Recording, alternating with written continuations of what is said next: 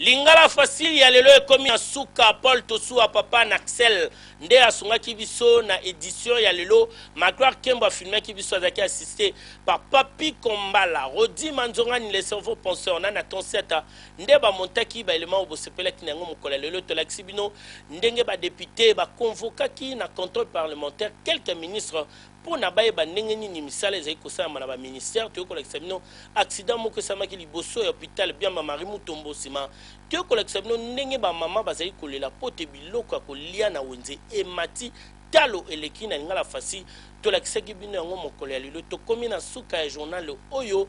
to kosukisa te sans pour autant to pesa bon anniversaire na Élysée Mukunji oyo azali moko ya ba présentatrice ya journal télévisé en Chiluba facile na kati ya Direct TV. Bon anniversaire na yo na kombo ya ba ninga nyonso ya Direct TV. Pe to bosante ko pesa félicitations na Mbuta Ngungu oyo azali photographe Assemblée nationale ye auti kozwa bébé asika ye na mama na ye bazali na nzoto kolongono nde to monani lobi to kosukisa journal oyo na lisese oyo pona koloba